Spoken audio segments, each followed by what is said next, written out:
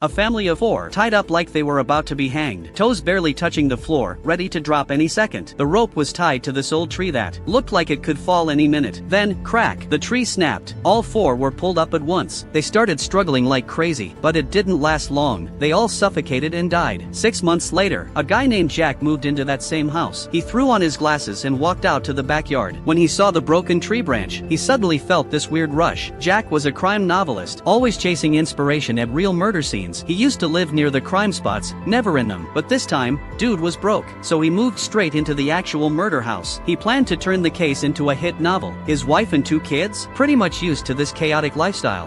We didn't move in a few houses down from a crime scene again, did we? We didn't, I promise. After dark, Jack dragged the last box up to the attic. In the corner, he noticed a black box. As he walked toward it, a scorpion jumped out of nowhere. He smashed it with the box, then opened the black case. Inside was an old film projector and 5 VHS tapes. The label said stuff like family barbecue and vacation trip. After dinner, Jack ran straight to his office, trying to piece together the crime scene timeline. Just as he went to hang an old photo of the attic, he noticed something weird. The pic was from police archives, and back then, that black box wasn't even there. Now he was seriously curious, so he set up the projector, hung a white sheet, hit play, and started watching one of the newer tapes. What was on those tapes? Hit follow. Let's find out together. Jack was a crime novelist. He always wrote his books inside real murder houses. One day, he found a strange box of tapes in the house. At first, everything on the footage looked normal. The dad was playing catch with his son. The mom was picking flowers with the 2 daughters. But then, the footage suddenly cut to the scene where all 4 of them were hanging. Then the branch snapped. They were all slowly strangled to death. Pretty sure not even the cops had seen this tape. Jack took a hard sip of whiskey after watching it. Then he jotted down 2 big questions in his notebook. Who filmed that footage?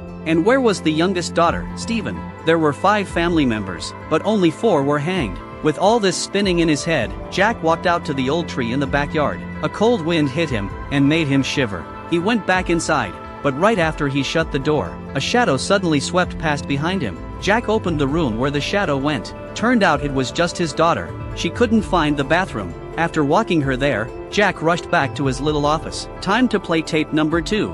The video started out normal again. The family was fishing and grilling by the lake, but when the camera zoomed in on the dad, the scene cut again. Their car was chained up tight with metal locks. You could hear faint cries for help nearby. Then the camera panned inside the car. The whole family was tied up, and the hood had some creepy symbol drawn on it. Suddenly, a lit torch dropped from above, set the whole car on fire. Jack was horrified watching that. He never expected the tapes to show such brutal, inhuman torture. He grabbed the phone to call the police about the tapes, but just as he was about to dial, he paused, then slowly put the phone back down. Why didn't Jack tell the cops? Hit follow, and let's dig into the truth together. Jack was a crime novelist. One day, he stumbled on a box with tapes that might be tied to a real murder, but he didn't report it to the cops, because if he did, they'd just take the tapes away, and he'd never find out what really happened. So Jack grabbed the 3rd tape and hit play. At first, it showed a family swimming and having fun, but as the sun started going down, things got dark. The whole family was suddenly tied to their lounge chairs. All the chairs were connected with a single rope. With one quick pull, they were dragged straight into the pool and drowned. But buried in the footage, Jack spotted something strange. As the camera shifted, a dark figure appeared in the middle of the pool, just staring directly into the lens. Jack immediately hit pause. The eyes and the whole face were shaped like an upside-down triangle. He had no idea what the thing was. He leaned in, totally locked in. Then a flash of light suddenly filled the room. The image vanished. The projector's film had randomly caught fire. Jack rushed over to shut it down, but that part of the reel was already destroyed. He quickly looked up some basic ways to restore damaged film. He patched the reel as best he could, but the part with the creature's face still completely blurred out. Jack was beyond frustrated, because that might have been the biggest clue in the whole case. So he threw in the 4th tape. What's hiding in tape number 4? Hit follow. Let's crack this case together. Jack was a crime novelist. He thought he saw some kind of strange creature, so to get a better look at its face, he loaded up another tape. The footage was super dark.